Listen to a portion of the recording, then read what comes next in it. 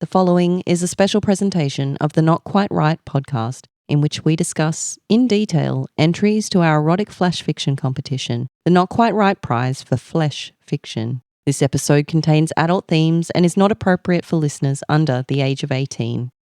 And Mum, if you're still listening, that's on you.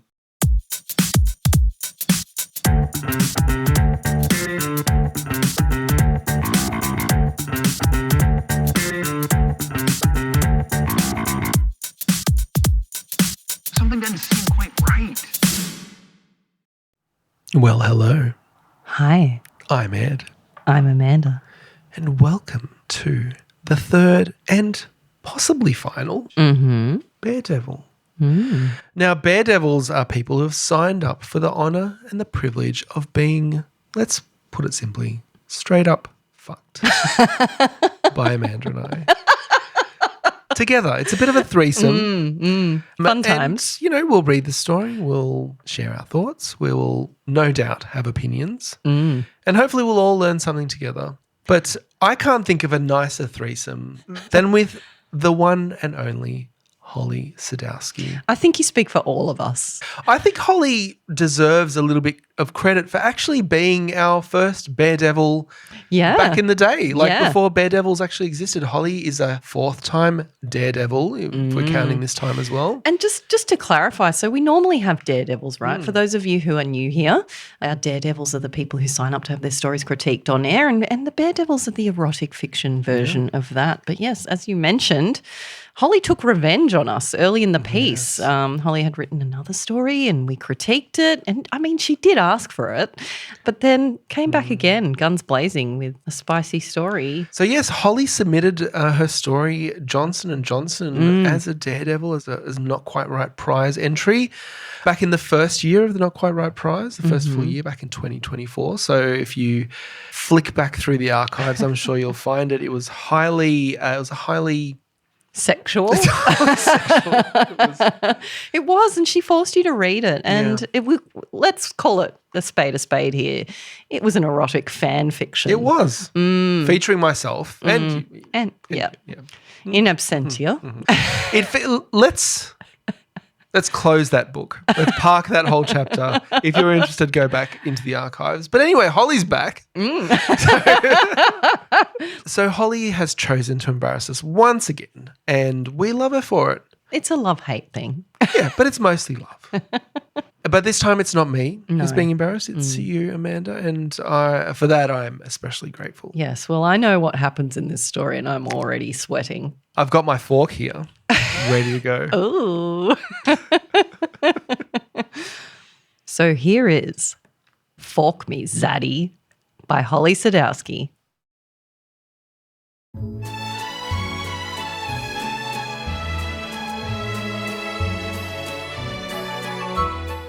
When I was a teenager, I had posters of demigods plastered on my bedroom walls. Orpheus, Achilles, Perseus, Hercules, especially Hercules. And every night, headgear affixed to my braces, I'd beg Zeus to make one of them fall in love with me. In hindsight, it was probably for the best that Zeus ignored the prayers of a hormonal 15-year-old girl. Or maybe it was fucking some mortal woman to create a more age-appropriate demigod for me. All I know is that, year after year, my prayers went unanswered. Nissa, you're dreaming too small, my sister Persephone scolded. Why have the love of a demigod when you could have the love of a god? Easy for her to say. She was a full-born goddess. I was half mortal and therefore only a demigod. Who was I to set my sights on a god? But, loath as I was to admit it, maybe she was right. So, one night, we sneaked out of the house and set up offerings in Aphrodite's temple, each of us praying for the adoration of a god. What my sister conveniently failed to mention to me was to be specific in my request, because that bitch snagged Hades, making her queen of the underworld.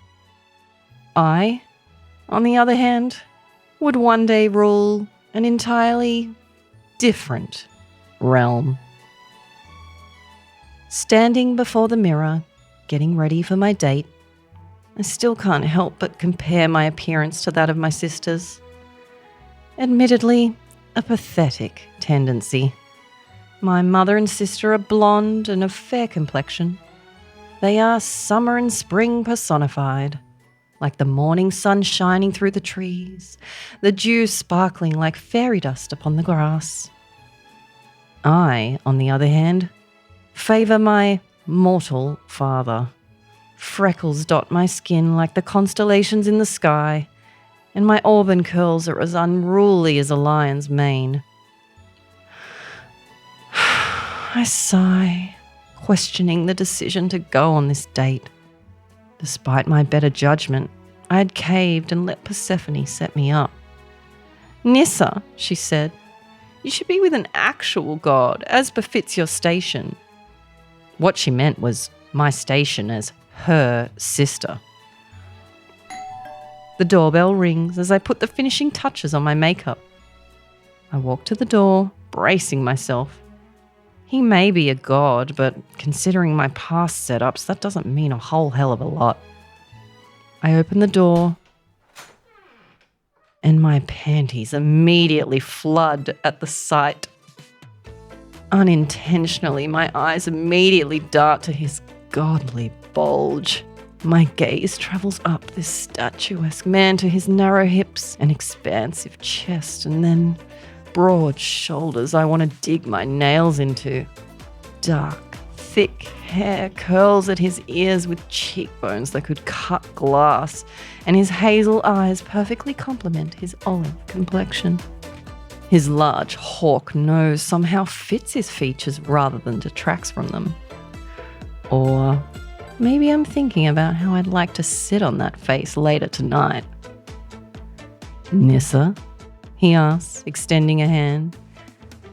"I'm Olivia."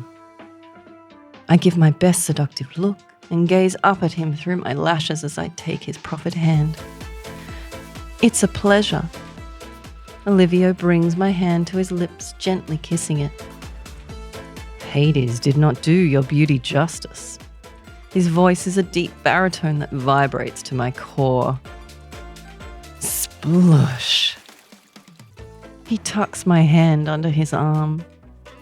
"Come, I have a feast awaiting us at my temple."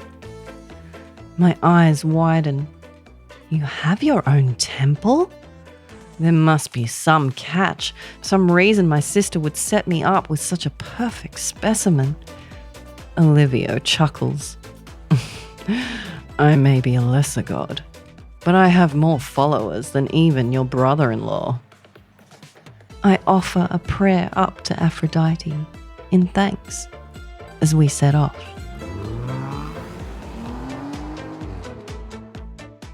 Olivia parks the car and places a hand on my knee. We've arrived. I manage to tear my gaze away from his rugged visage to look out the window, and my stomach drops at the sight. Is the temple behind the olive garden? I ask. Olivia chuckles. Beautiful and a sense of humour. I'm a lucky man. The pieces start to click together. Olive Garden. Olivio Gardenius. So you're the god of Olive Garden, he says proudly, spreading his arms wide. As he escorts me into the restaurant, I curse Aphrodite. And then I curse Persephone, the hottest single god I've ever seen, and he's D-list. He's probably the official caterer to Mount Olympus. But mostly, I curse the bastardized Italian food I'm about to eat.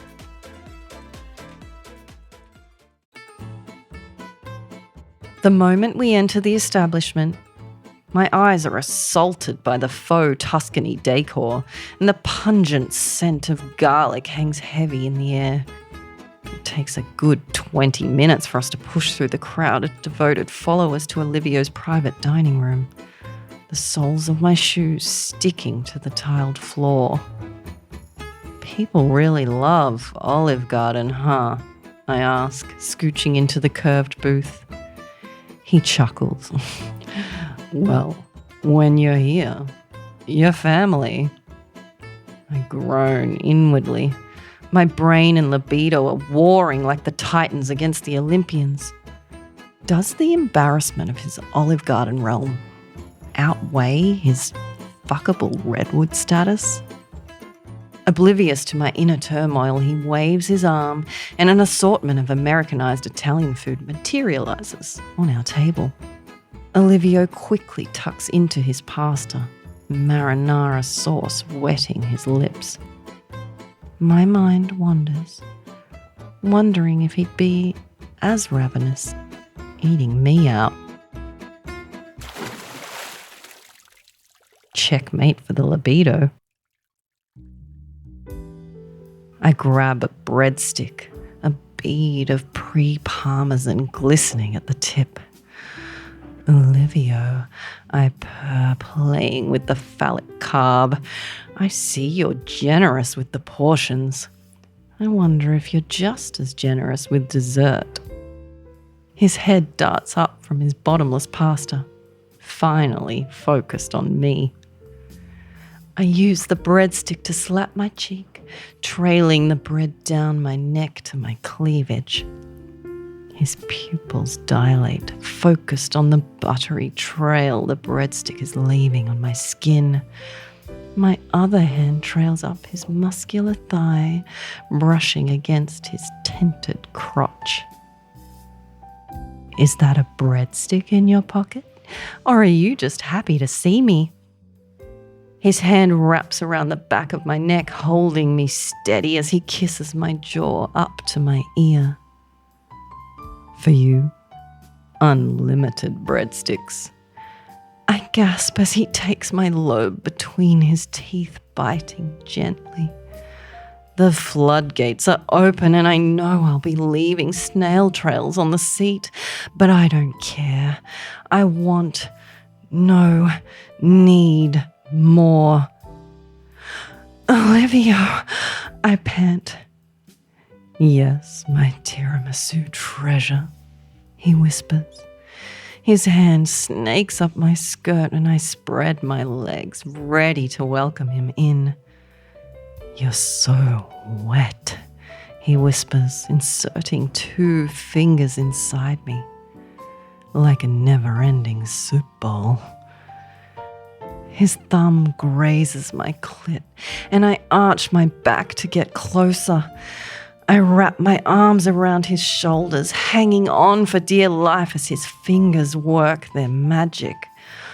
Olivio increases the tempo, kissing and licking my neck. I've been wanting to toss your salad since I laid eyes on you. Heat pulls at my center, and I cry out as a wave of euphoria washes over me.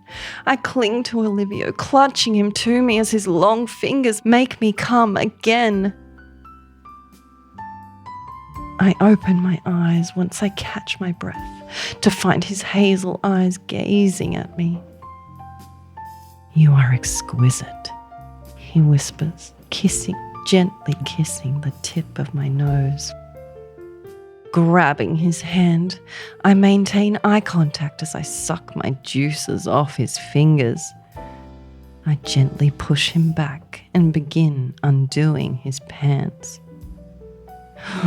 He gasps. You don't have. I silence him with a kiss and spit strings from our lips as I pull back. I'm hungry for some sausage, I purr, lowering myself until I'm kneeling in front of him. And what a glorious sausage it is.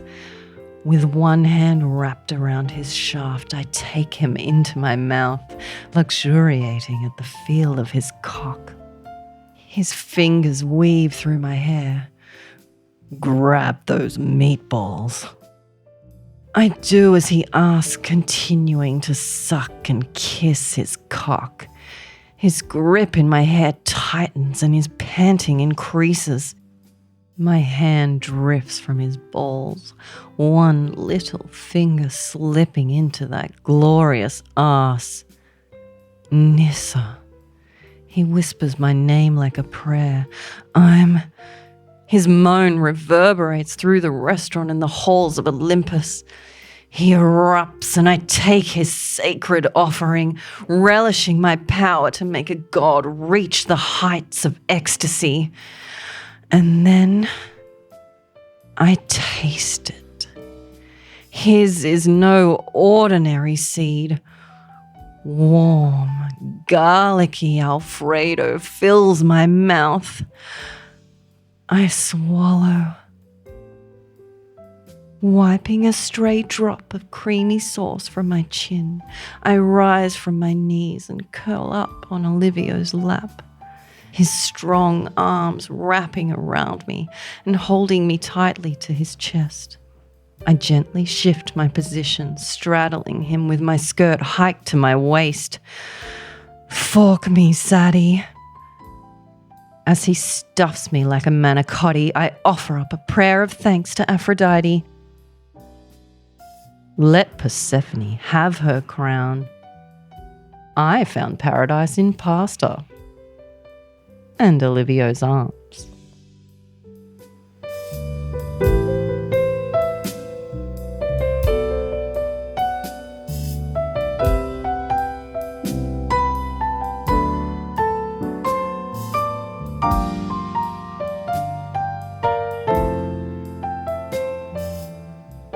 So thank you, Holly, for your sexy story. I'll never look at garlic sauce the same way again. Oh, never lick at garlic sauce the same way again. That's what I heard.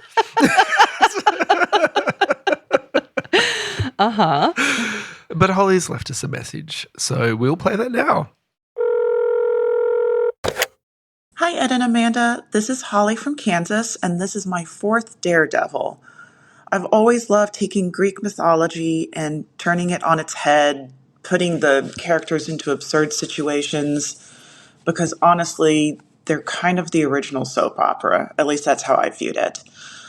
For the prompt, make the unsexy sexy, my mind made its way to Olive Garden. And I cannot tell you the disappointment I felt when I found out that Australia doesn't even have Olive Gardens. So even though I was worried that this would mean some of the jokes wouldn't land, I really couldn't bring myself to change it to a different chain like Outback Steakhouse. So I hope you all enjoy my story, Fork Me Zaddy, though maybe don't eat anything if you're listening to this. Well, we forgot to issue that disclaimer before we read the story, but no, you probably shouldn't be eating any, Italian food. Why not? Oh, well, maybe it enhances the experience. I feel like it enhances the experience. But we do know about Olive Garden, I think, as Australians. Yeah, We're we do. exposed to American media. Whether we see like it or American not. sitcoms, and Olive Garden comes up as a reference quite often. So I imagine it to be like a Sizzler type of situation, but Italian thing. Yeah, so Sizzler, I don't know if that's a thing over there, probably is. Could but be. It was a thing in the 90s, big time. Basically a chain restaurant where it was all buffet style and you could just have as much as you wanted, or you can eat of everything. That's what I picture as well. Like kind of a cheap family restaurant kind of thing. Exactly. I know it's the kind of place you wouldn't propose. I feel like that's like, There's a don't lot of do that. memes about like dates at Olive Garden and whether that's acceptable. Do you know I once went on a date to the Black Stump? Now this Did is, you? This What is was taking this? us back to the Black Stump in Erina. Black Stump wasn't bad though. No, but the reason was because my boyfriend at the time had like a 2-for-1 shopper docket. Oh, wow. And, I've never been more romanced in my life. And that's sarcasm. If you can't pick up the sarcasm there, that's sarcasm. I mean, to be fair, he was like 17, so it's fine. True. But doesn't really do it for me. I feel like you can't expect that much when you're 17. No, he was paying, I guess. He only paid for himself, so it worked out well. Yeah, that's true. Or maybe he only paid for you. It's still a matter of perspective. I guess so. Anyway. All that aside. I'll tell you right we're now. We're not here to talk about your No, I'll tell you right now, it's a very date. different experience that I had to what went on in this No, story yeah. here. There's no breadsticks and Alfredo involved. No, thankfully. But yeah, I mean, we do, like, does that make this an incest or a faux story? Like if we're all family at Olive Garden. Right, okay. was wondering where you're so going how with that works, I'm not quite sure how that Well, all system the works. Greek gods are kind of incestual as well. True, yeah. Like, to some extent. So So it's all fine. So we're all family. two layers, double layers of incest here. So this is our third Baredevil, and all three Baredevils have either featured in the long list or the podium or come damn close, and this is no exception. Fork Me Zaddy has those words on it cut because we. Well, that's one word, but yeah. Fuck, you're in that mood now, aren't you? You've had a few to drink. You're Belligerent. You're looking for someone to abuse, and here I am. Yep. Hi. It has that word, cut, which means that we desperately wanted to put this on the long list, but there was only a few spaces. And erotic comedy was the largest category. Most entries, really hard to make it on there. We wanted to put this on there, but and I guess that's hard decisions. That's what's interesting in these Baredevil episodes. It's like, if I didn't long list, like, why not? Like, what was it about my story that didn't get me there? And we love this story. So why did a story that we love not make it? And I guess that's what we hope to demystify. I will say already, though, that we did mark it in our notes as publishing quality, which meant that we wanted to share it with everyone. So it was by no means like, this is a shit story when it doesn't make the long list. And I think that's worth remembering here, because there'd be a lot of listeners, I hope, listening to that. Hopefully I've done it justice, but like laughing, thinking this is a bloody great piece of comedy. And I agree. So I guess that's the point, right? Like, you're among good company when you don't make the long list. Yeah. But anyway, let's get into that. Let's have a deep dive, as you say, into what sets this story apart. Well, just speaking at a kind of a higher level, what we often talk about is kind of the element of surprise, something that is out of left field that makes your story stand out. And here's a story that stands out on its premise. Like, this is not, you could have a million monkeys typing at their typewriters and none of them will come up with the Greek gods at Olive Garden and sex. Yeah, that takes a Holly Sadowski, that one. But all those elements work together. I mean, the surprise of the god having his realm, his temple being the Olive Garden, and it's fitting. And, you know, the way that the story pans out as well, we have the protagonist here who is initially reluctant, but once she gets a taste of that Alfredo, she comes around. Well, I think it's clearly expressed that he's pretty hot as well. So I think that's a factor that plays into it. But you say it's all working well together, and I'm going to get straight into critique territory here, because I have one overarching issue with this story. Is it the Greek-Italian thing? Yes. Yeah. That's the one. Yeah, like, we've got Greek gods and an Italian restaurant, and there is something in that my brain doesn't like. Yeah. You know, it's fine. We can suspend that and enjoy this story, and it's plenty funny, and there's no need to go down that path and get nitpicky, but there is a part of my brain that is picking that nit and finding it unsatisfying. I don't think that's what would stand between this story and a long listing, for example, but I think it's worth considering. I mean, we do have Roman gods as well. Yeah, and they're the same ones, really. Yeah, really. So I feel like, for me, that's an issue. But I don't know, you picked it too, like you guessed. Yeah, like, I have to say, reading the story, it didn't really take me out of it. No. Because really, if it's Roman versus Italian, that also doesn't quite, you know, exactly match up. Like, Rome and Italy are modern Italian cuisine as opposed to ancient Roman gods is also not the same thing, you know, but geographically it is, but culturally and, you know, in the time period, it's not exactly the same thing. So I think you can accept a little bit of a stretch. If you're going to accept a stretch in one direction, you're going to accept it in another direction. Pay the jar. Yeah. Oh, man. Rejected. Oh, and again. Come on. You can do it. Go on, sweetie. Okay, there we go. Got it in. Third time's a charm. You know, you're right. We can suspend our disbelief or our nitpicking brains on that, but it's worth mentioning. Yeah, no, but that's right. I mean, the stronger you can make that connection, the better it becomes, I guess. Yeah. So let's talk about the title for a moment, because this is another example of a title that stands out. It works. Fork Me, we're talking about forks. We're talking about Olive Garden. We're talking about having a lovely dinner together. Is that what we were talking about? Lovely dinner. A lovely dinner. All right. And Zaddy, this is a word that you introduced me to back in the day, back in episode 4 of the podcast. Oh, I believe it was 4 or 5. I can't remember which one it was. In the context of, what's his name? Jimmy Stewart. Jimmy Stewart. So I'm Holly going to my has- happy place right now. Yes. So Holly's leaned into that as well, so that's lovely. And memorable title, recalls the story, is creative, twist, all of those things. It's got a we comedic love. tone which fits the story. Yeah, you don't title your story "Fork Me Zaddy" and then it's about grief and loss. So, well done on getting the tone right on that one. So, shall we get into the words themselves? And of course, we're not going to go line by line because there are way too many lines. But starting with the opening, when I was a teenager, I had posters of demigods plastered on my bedroom walls.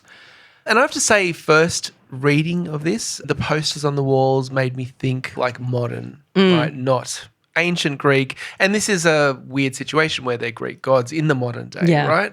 But took a little bit of time for me to kind of understand where that line was in this story. It didn't really immediately drop me into, oh, I get it. I'm a teenager.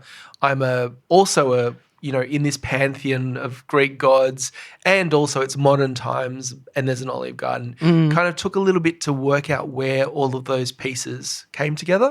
I agree. And it's kind of hard to remember back now because it's that first impression thing that you only get once. And I agree, now that you bring it up, I was a little bit lost in this opening. I didn't have that clarity that we talk about when you say drop us into the scene. I think the elements are there, but it's a lot for a reader to kind of figure out all at once. And so there may have been maybe just a tiny bit more hand-holding required there. It's not an issue now when we go back and read it again because we know what's going on and we picture the scene. But yes, certainly on that first reading, we're a little bit lost for that opening. I don't know how you would solve that necessarily. I mean, I think it's a good combination, the posters and the gods. I think that does bring that ancient Greek in the modern day and make it relatable too as like a modern story. So I think that works. It's more about maybe just pretty much straight up saying, I'm a demigod. And it does, but maybe not quick enough. Like we probably need to set that up just a little bit more clearly. Yeah, it is really hard to think what comes first here. I think Holly's done a good job of at least in a couple of paragraphs bringing all that in so that as it goes on, we kind of develop that picture. There may be some opportunities around where this story has started, I think. Like we have this little section when I was a teenager and kind of there is a bit of backstory and introduction of the sister character. Yeah. I don't know how much of that needs to be in there really to sell the story because the story takes place at Olive Garden. So there is a possibility there of like starting it with standing before the mirror getting ready for my date and that moment as we kind of lead into the date and then having the backstory fill us in. Yeah, and look, I don't mind that it starts because I think we have that return of the sister. It's not like it's a throwaway moment. It is part of it, this idea of family, this idea of gods and demigods and her sense of self-worth and all of that is wrapped up in that scene. And you could move it, but I don't think you can cut straight to here's my date. I think you need that emotional setup of like I lack self-confidence and what kind of dodgy god am I going to end up with and all of that to really sell the comedy as well.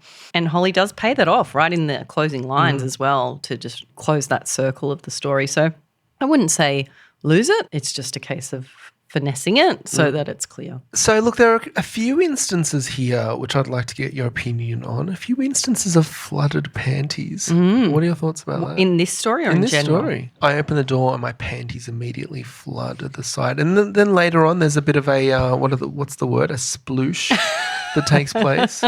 I guess I will say that the line, my panties immediately flood at the sight, was a bit much for me. Like it was kind of, it took me out of the moment in the sense that it was a bit too overly dramatic. Yeah. I mean, I guess it's just a tongue-in-cheek kind of thing that you might say, like, wow, this guy had such an impact on me. But it's not said in that kind of sarcastic way. It's stated like as if it actually happened. And I think for me that was a little bit jarring, but I don't know. Why? You had a different view? I was you just, liked it? I liked it. No, I was just interested to see what your thoughts are. I mean, this is a comedic story, right? And the tone is lighthearted, but also there's a sex scene that happens and you have to make it sexy as well. Yeah, I mean, and even just as if you're going to keep the comedic tone, like a simple change might be to just ditch the word immediately.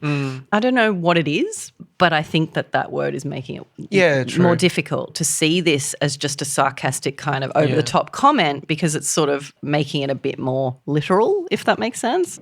One thing, and I say this just as someone who reads and critiques a lot of stories. So it's not like a thing that's a problem, but it's just a thing that I notice. Is this scene where she's standing in front of the mirror, sort of looking at herself. And the whole standing in front of a mirror looking at your own appearance is a bit of a trope, bit of a cliche in stories, and it does serve a purpose where you get to describe your own appearance in a way that you wouldn't normally get to do in a story because you're not looking at yourself. So sometimes it has value, but I would sort of say it kind of triggers me as someone who notices these things, and I don't think you need the mirror. I think she can just still compare herself to her sister in her mind because she knows what she looks like. Yeah. She can remember that. And so we can still get that information without the mirror. And look, I don't know that you need to get rid of the mirror. That's a me thing, but I know I'm not the only one. I know that mirrors in fiction are a bit of a overdone kind of thing. So I would just tell you that, and say, well, up to you. You keep the mirror or not, but just so you know, that's something that triggers me as a reader. So we get to the Olive Garden and we get there in Olivio's car, which is interesting because it's a Greek god. We're talking about, there's a bit of a fusion happening here. It takes a little while for your mind to kind of get around the details of this What universe. are you wanting, a chariot? Oh, no, that's Roman. No, I'm not wanting anything. It's just this universe has rules and it just takes a little while to kind of get in there. But I think they make sense. They make internal logical sense. So it's not an issue. And I want to call out this line because you mentioned it had something to do with Taylor Swift and I didn't really understand it when I read it. Does the embarrassment of his Olive Garden realm outweigh his fuckable redwood status? And I was like, is he a tree? What does that mean? Holly knows what it means. Okay, but I don't. Look, I'm not a Swiftie myself. I know Holly is, but there's a song called Redwood, I believe, and I think it's about Travis Kelce. Right. That's my assumption. What she's saying is he's massive, all right? Yeah, I guess that makes sense. The biggest tree in the forest. That makes sense, but it's I didn't get it in this context. I did. But yeah, I mean, that is a bit of assumed knowledge, I guess. And yeah, it can be tricky sometimes with that kind of phrasing because now you're thinking literally, this is a tree. Yeah. So you got to be careful with that, I guess. Yeah. And that's I guess, a quirk of what you put in there from your own experience as a Taylor Swift fan, and it connects with the other Taylor Swift fans and for others not so much. So you're just making a decision, who am I trying to connect with here? But what I like that Holly's doing here is maintaining the sexual energy and building it up through this sequence. So we've got the phallic breadstick, which I believe, as I understand, is a feature of Olive Garden, the breadsticks. Yeah, unlimited, I understand. Yeah, well, in this case especially, they're unlimited in a different way perhaps. Because there isn't much sexual about an Olive Garden, as I understand it to be. It's not a sexy place. You don't go there to do sexual things. So I think you've got to work to add that energy into the scene, and she does that. What I think's great, and again, we say this as not Olive Garden attendees, but knowing the trope about it and what a horrible date location it is potentially. Let's put it this way, an unimpressive date location. So the idea that this D-list, as she puts it, God, is taking her to Olive Garden as well on their first date is a big part of what makes this funny too. That's the relatable thing, right? You're finally got a date with some guy and he's hot and whatever, and then he takes you to Olive Garden and it's like, ba-bow. Yeah. So I love that. I love that all works together as part of the theme. And so, look, it is, I guess, maybe a bit of a surprising moment as they are at the Olive Garden enjoying their breadsticks. There's a bit of innuendo happening. There's a little bit of implication that's taking place. But fairly quickly, his hand snakes up my skirt and she welcomes him into her own personal Olive Garden. I think there's a little bit, for me, a bit of a logic thing around it gets very sexual very quickly. In what context is that happening? Are they alone or not? And she's very, very keen very quickly. Yeah, despite some initial reluctance. I mean, look, he's hot and that's really driving the situation. But maybe we do need a little bit more emotional justification or something between them that really sparks this. That's more than just he's hot and that kind of overcomes all of her.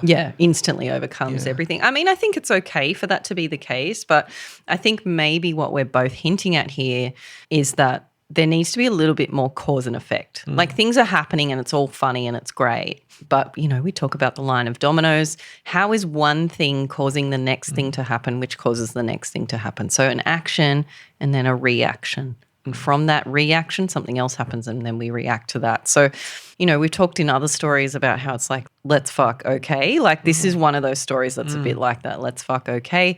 And I think it's more satisfying if we get that push and pull. There's a bit of conflict, he arrives and he's hot, great, but then we arrive at Olive Garden and now I'm deflated. All right, but how did we get from there to now, like, he's got his hand inside her without too much ceremony. Yeah. She's, got the breadsticks going. Like, how did we get from there to there? And what's actually happened is it's taken them 20 minutes getting past people into the restaurant and not that time spent building up what's happening between them. Not to mention her background is finally she's on a date. Yeah. It's not like she's playing the field. She's not experienced in this kind of thing, but she's acting like someone who's very experienced. Yeah. And look, this is a story that's pure entertainment. Yeah. So you don't need to overthink it. I still had a good time reading this story. I didn't need to be like, oh, but what was her internal motivation when she fucked him? Like you don't necessarily have to go there.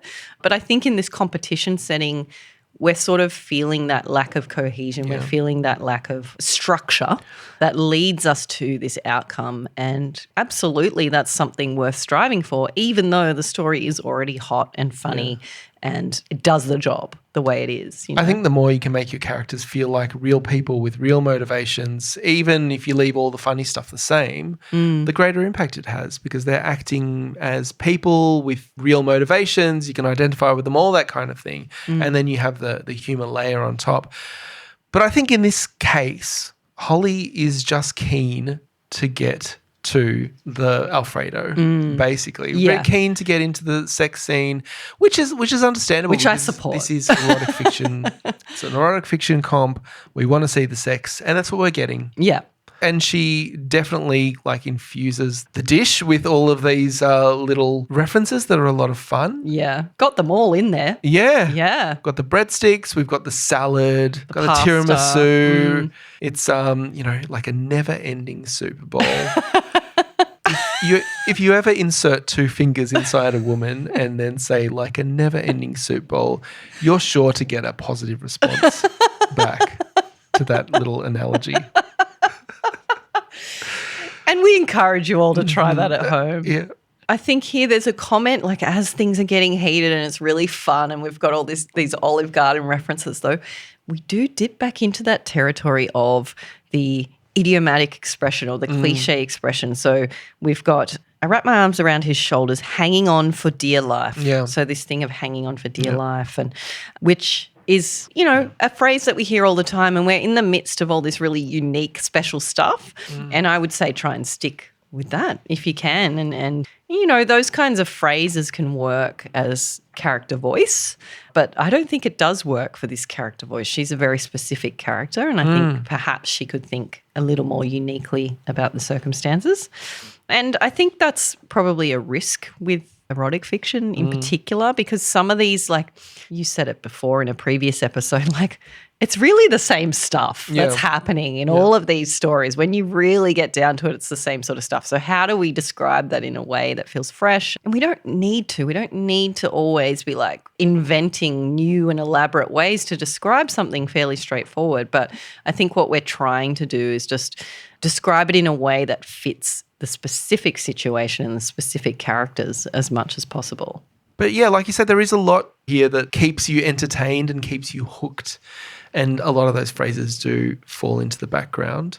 I love the line, I'm hungry for some sausage. I think that's another fun food-related. They all are. Like, I've been waiting to toss your salad and all of that is great fun. And that's what this story is about, right? This story is just like deliver those gags because that's the whole point of trying to make this unsexy thing irresistible.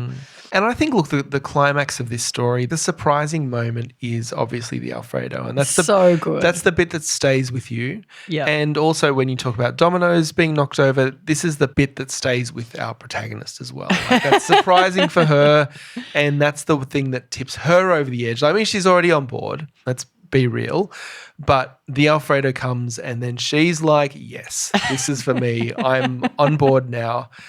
This is a moment that a lot of stories miss. Like, you can build these references in and you can hit all the references and it's still not quite satisfying because you haven't taken us to the next level. Yeah. And I think that Alfredo is the next level It that we totally crave. is. Yes. It's like if you're writing a comedy, the comedy needs to reach a climax. It needs the funniest bit right at the end, the punchline, and the Alfredo is the punchline. And everybody who has read this story, that is the thing that sticks with them. And just the idea that this Greek god has garlic cum because he's like is just the funniest shit and so good, so funny. I Holly, love your brand of fucked up. This is so good. And I love that you're comfortable sharing it and that you're comfortable putting your name to it. It's really good. I will say though that like after that moment, I don't know, I didn't quite get the ending there, and even reading it aloud just now, it didn't quite land for me. So I think maybe there's some work to be done in the denouement, if you will. Like, well, I think you've mentioned it. Like when you called that the comedic climax, I feel, yes, that's the comedic climax. Now we need the sexual climax. And we end the story a little bit before the sexual climax. She says, she hikes her skirt. She says, "Fork me, Zaddy." And he stuffs her. And then like we didn't really get that moment of like that climax happening in full and the release that comes with that, and then their own little denouement at the end of that. So I think we could have maybe taken that a little bit further in that moment. So we got kind of both climaxes. Yeah, and I mean, I think like it's earlier in the action where it's more sexual and more full on and more sensory and there's a lot going on. And then we get to the end there and it's kind of like, and then they fuck the end kind of thing. And I think you need it to be reaching that ultimate point where it is the most explicit and the most full-on moment of the story, potentially. But again, like this is a comedy and you came here for the gag and we get the gags and the gags are coming one after another and then bam, like that is a good choice. So we don't want to lose that because I think that's what makes this story great. But, you know, we talk about like sticking the landing. I don't think this quite sticks the landing. I think it sticks the climax for the comedy and then I think just that ending needs something. And I'm not sure what, because I do love that she's happy now. You know, she's got one over on her sister. Like all of that's coming together at the end, which is what makes for a satisfying story. I think maybe it just needs a little bit of a rethink of what exactly that emotional beat It could is. just be a sequencing thing because we have that climax with the Alfredo sauce and then she's even more worked up and she's like, fork me. Maybe the fork me moment could come a bit earlier so that the Alfredo becomes the climax, and then the following that we get the moment of like, I finally kind of beat my sister, or if I found a way to. Yeah, I mean, if the Alfredo is the climactic moment, then that has to be the thing. Yeah. And we don't keep going after that. That's it. Yeah. That's the thing, and that's where she's absolutely head over heels. But the emotional ending there, that moment of we get the resolution of her initial conflict. The initial conflict that was set out at the start was with her sister, and that's what's being kind of resolved and paid off in that final line, and I think that works well. I like that as an ending spot. Absolutely. So what do you think? Did Holly succeed in making Olive Garden sexy? I think so. Yeah. If you are on your next trip to America, do you view Olive Garden differently? Have you ever been to Olive Garden? You've been to America? I haven't. No. No, I haven't. I've seen one, but I haven't been there. Have been to Sizzler. I mean, Sizzler, like when you think about it, it's sizzling. Does it still exist? I know it can. There are, I think there's still one in Sydney. That's No, I down really south want to somewhere. go to Sizzler. Yeah, you need to find a Greek god, the god of Sizzler. What kind of god do you think would run a Sizzler? The god of salmonella. So well done. Look, I think you've met your brief, Holly, and achieved your aim of making an Olive Garden sexy. and in a way that like surprised us. And that's why he came very close to the long list. I guess that's the big lingering question though. What was it? What was it that had us cutting this story when it is so funny? Yeah. Objectively, very funny story. So to answer that question, I've just gone through my notes again. So our judging notes. These are the judging notes from our initial first round, or when we initially read the story. And look, I think it's a few things. I think there were a few things, and it's the things we've talked about. So it was very funny. That I've made that comment. It's very, very funny.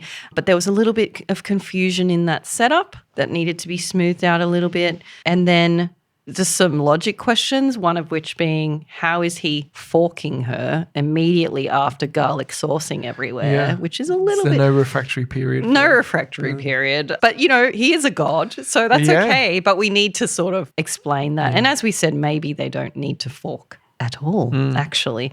And then one other thing which is interesting now that I go back and look at my notes is that I got AI vibes from this story, reading it. And, you know, going back now and knowing that Holly wrote it, absolutely don't feel that way. But I guess this thought that you could put in Olive Garden as a prompt and then get all of these gags back kind of felt like a possibility. I'm going to read out my comment because I had the same thing about AI, and I said, it's a pity that every time I see an M dash, I'm triggered into thinking it's AI. This definitely has some of that to it, but AI is not going to write a line like, with one hand wrapped around his shaft, I take him into my mouth, luxuriating at the feel of his cock. And we talked about AI writing in some of our Flesh Fiction episodes, and this is like an example of like a line that is a human line that you're just not going to get out of a large language model. You say that. ChatGPT wouldn't say it because ChatGPT is a little bitch. But I don't know. I feel like an AI could say that. But look, that wasn't the deciding factor by any means, but it's just interesting to go back and go, oh, okay. But we were really on guard for that we were. during the judging. We were why scarred at that point. False positives all over the place. Yeah, for sure. But look, I think it really does come down to just some of that tightening, like ultimately, and some of the logic stuff that we talked about, and just kind of making sure all of that is tidied up so that we can just enjoy it without any kind of friction. Yeah. And ultimately, it just makes the whole experience more satisfying when all of those puzzle pieces fit together nicely and perfectly, and you don't kind of question why there are gaps in certain places. It's just more satisfying as a whole. So I'm just sorry. My brain is going into the gutter with all of that. Everyone so I'm just going to put loves $1 a satisfying hole. It's a great point to end Flesh Fiction on, I feel. Oh, I don't want it to end. Yeah, because that is actually the end, I think. The actual end. Well, having said that, we have some books coming out, and we have the very first volume of Flesh Fiction available now, today, this very moment, if you go on our website. Yeah, and I hope you do, because this book, seriously, like if you're going to buy any book, make it this one. It really does give you that experience that we had of encountering just the most random assortment of human desire. Yeah. It's a smorgasbord. It is a smorgasbord. You might say it's a buffet. It's a buffet, and the breadsticks are unlimited. They are unlimited. But like, quite seriously, you know, and again, this was our experience of judging. There's funny stories, there's super hot stories, there's kind of sad stories, there's like everything in between. But all of it is fascinating because there is an element for every single story where that author was putting themselves out there and taking a risk. And that's what feels really cool, I think, about these stories, more so maybe than our regular competition. So absolutely, please do jump on our website and grab a copy for yourself, one for your nan, one for your mum, and enjoy. And 30 stories, more than 30 stories, 300 pages, that's a lot of smut. It's a lot of, have you counted how many cocks? I did count how many cocks. I texted you how many cocks there were. I tell you right now, it was averaging over 2 per story. Which, considering some stories had no men in them, makes for an interesting percentage. Yeah. Find them all, like a Where's Wally, a Where's Willy. Where's Willy? We've also got 2 more volumes coming out this year, hopefully if we can get them all out this year. So that's a whole bunch of stories, and a reminder that Amanda and I have both written a story that feature somewhere in these 3 books. So read them and try and figure it out. Yeah. See if you Send can us your work it out. guesses. And look, we're not shy. It's okay. We're interested to find out when our secret will be revealed. But for now, we'll pretend. We'll hide behind our pseudonyms. But thank you again, Holly, for being a 4th time Daredevil, a 2nd time Baredevil, let's say. Yeah. You're the only person who has been a Baredevil twice. A fucking pioneer. A And queen. who knows if Flesh Fiction would even exist without Johnson & Johnson. Truly. Yeah, when I Because think that about really it did now. pave the way, I think. It was the first erotic reading of a story. So, yes, thank you, Holly. Maybe it was you who, after all of this, inspired Flesh Fiction. Planted that seed. So to speak.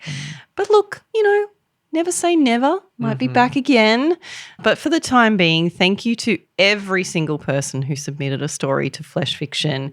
The experience of reading and judging and just immersing ourselves in the gutter for months so on good. end. I already miss it. It's life-changing. Like, I know that sounds dramatic, but it's been so fun and brought so much joy. And I hope it's brought joy to everybody listening and encourage you all to just go back and luxuriate in it. Enjoy the story readings. Luxuriate in it like a Greek god's cock. So thank you, everyone. And I think it's about time we close the door on Flesh Fiction for the time being. Who knows what the future has to offer.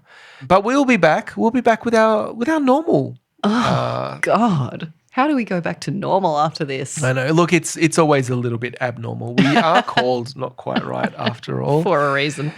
We'll be getting back together pretty soon to record a regular episode, which we haven't had one come out since October. Remember that last regular episode was the 100th episode celebration. I think we're actually up to about 130 episodes now somehow, and Mad. Probably several more to come. Oh, God, and we've got Words on the Waves. We've got Words on the Waves.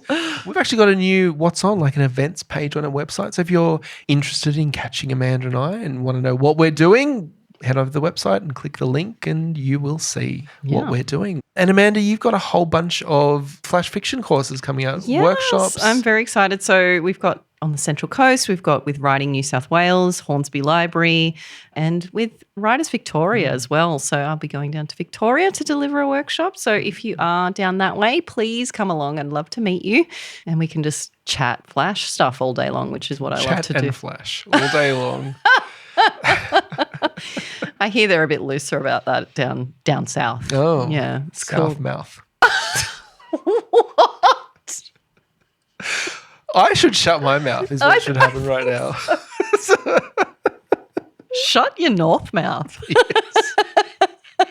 All right, well, I think it's about time we landed this plane and saw ourselves out of the room. It's definitely like a water-based landing at this point. Yes. We're in trouble. Very weird. All right. Without further ado, let's get the fuck out of here. Thank you, everyone, for joining us for Flesh Fiction. And we'll be back very shortly with our regularly scheduled programming. But until then, ride on. Right on. We hope you enjoyed this special Daredevil episode of Not Quite Right. If you have thoughts on this story, follow us on social media and join the conversation. And if you'd like to participate in the next round of the competition, head over to our website at notquiteright.com. That's WRITE. Something doesn't seem quite right.